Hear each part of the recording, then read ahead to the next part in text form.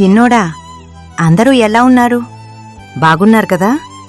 నా ప్రాణంలాంటి భర్త, నా కొడుకు రమేష్, కోడలు యశోద లక్ష్మి, మనవళ్ళు నాగవంశీ, జస్వంత్, అలాగే నా పెద్ద కొడుకు రామారావు, కోడలు లక్ష్మి, నా కూతురు సంతోషి, నా అల్లుడు అందరూ బాగున్నారు కదా? చిన్నోడా, నేను నీకు దూరమయ్యానని బాధపడకు.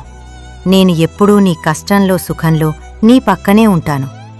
నేను పైనుంచి అంతా చూస్తూనే ఉంటాను. నువ్వు కష్టపడి కట్టుకున్న ఇల్లు చాలా బాగుంది. నేను లేనని బాధపడకు. నాన్న పేరు, నా పేరు గొప్పగా నిలబెట్టావు. నాగవంశీ, జస్వంత్ బాగా చదువుకోండి. నాన్నకు మంచి పేరు తేవాలి. నేను లేనని మీరు దిగులు పెట్టుకోవద్దు. నేను ఆ దేవుని దగ్గర సంతోషంగానే ఉన్నాను. కుటుంబమంతా సుఖసంతోషాలతో హాయిగా ఉండాలని ఆ దేవుని ప్రార్థిస్తున్నాను. ఇక ఉంటాను. సెలవు.